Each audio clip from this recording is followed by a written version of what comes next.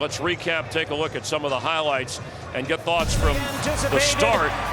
Well, the scene was outstanding. The crowd, the electricity. There was a moment there where the crowd just kind of were lulled to sleep by the dominance and the perfection.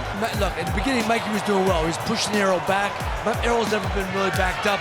He was trying to make an Errol miss, but Errol started taking over as a great champion that he is, and he started exuding his strength and punching power. I think the first maybe 4 rounds were competitive. They were really interesting because we didn't really know what would happen.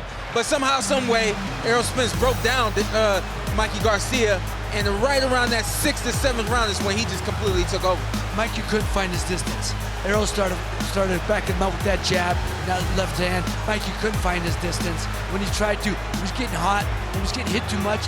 He had to cover up, and then Errol was out of the way. And you heard Garcia mention the reach, the length advantage really fell in favor. We knew it coming in, and certainly Spence took advantage. It did. It was nothing he was able to do to really offset the jab of Errol Spence. And when you touch somebody with the jab, boom, boom, you know that other hand, that left hand, in Errol Spence's case, is right there for you. Let me tell you though, Mikey will be a greater champion even after this, because he's one of the few guys who stood up to Errol Spence. Very few can stand up to this guy's power. He moved up 2 weight classes and did it. He'll be better and more confident against anybody he goes to the ring with from now on. Yeah, Garcia never landed more than 10 punches in any one round. It was a unanimous decision. The judges really, it was a shutout on all 3 cards. I think one judge scored around 10-8.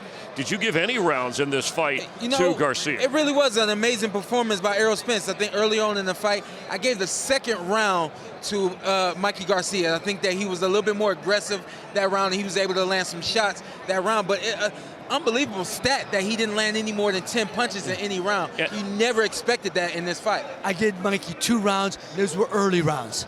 But from the 4th, 5th round on, Errol dominated. Yeah, I mean, it was 3-to-1 ratio. Punches landed through 8 rounds in favor of Spence, and then it grew 4-to-1. It was almost 5-to-1 by the time the fight ended. Yep. And by about the 5th round is when I said, all right, he's just taking over.